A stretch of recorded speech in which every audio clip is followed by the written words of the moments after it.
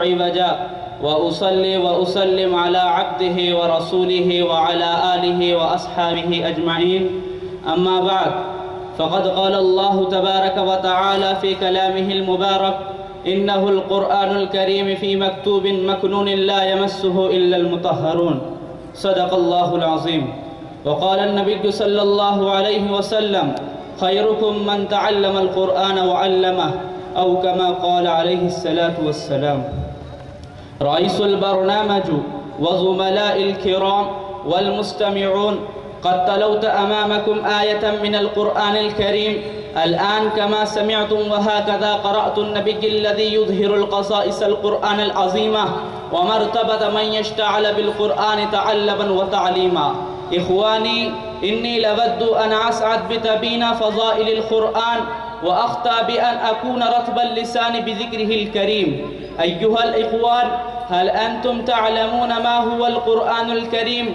هو كتاب الذي نزل الله عز وجل من السماء إلى الدنيا على عبده الحبيب محمد صلى الله عليه وسلم. والقرآن هو الكتاب الذي نزل لهداية الناس إلى طريق المستقيم. القرآن هو الكتاب الذي فيه دستور الحياة الإنسانية. والقرآن هو الكتاب الذي فيه شفاء للناس بما في الصدور.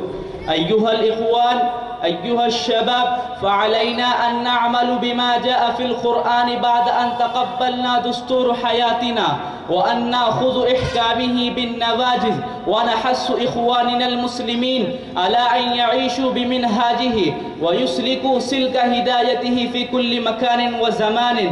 ولكن نحن نعلم جيدا أن كثيرا من إخواتنا المسلمين لا يتوجهون إلى هذا التنزيل العزيز وإحكامه ومسائله، ويقضون حياتهم حرا طريقا عن كل أمر من أوامره، وهم لا يحبون أن يتلوا جزءا أو آية من القرآن للبركة واليمنة. بالإضافة إلى ذلك لا يريدون أن يبعثوا أولادهم إلى المدارس العربية الإسلامية لتلقي القرآن والسعادة بتلاوته مع النبي المحترم. قال: خيركم من تعلم القرآن وعلمه. أيها المستمعون، هذا الحديث يحث كل منا على تعلم القرآن بأنفسنا، ويكلف أولادنا بتعليمه وعمله. قد فاق أهل القرآن ومن قام بتحفيظه والعاملون به على سائر الناس. ومعلم القرآن يحفظون بالشرف وعلو المنزلة على غيرهم من المسلمين في الدنيا والآخرة. ألا تعلمون مثل الذي ضربه رسول الله لمن حفظ القرآن ولمن لم يحفظه لحث أمته على حفظ القرآن؟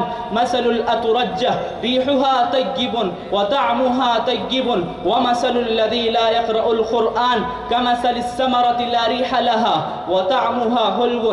أيها الناس، المدرسة العربية ترتيل القرآن التي تقوم بخدمته الدين والدنيا مع وتترقي يوما فيوما من يوم الأول فيها، وتخرج الحفاظ والعلماء ويخدمون في الدولة وتعني بها العلوم الدين والعصر.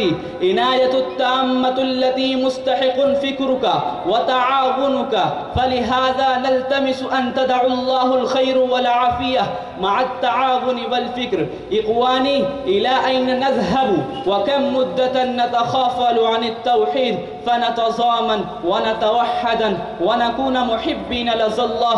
وبذا أختتم كلامي، والسلام عليكم ورحمة الله وبركاته. جزاكم الله خيرا وأحسن الجزاء। हज़रात, अब मैं मुख्तसर सा मदरसे का तराना पेश करने के लिए हाफिज़ मोहम्मद रफ़ीक़ को दावत देता हूँ कि वो आए और तराना पेश करें।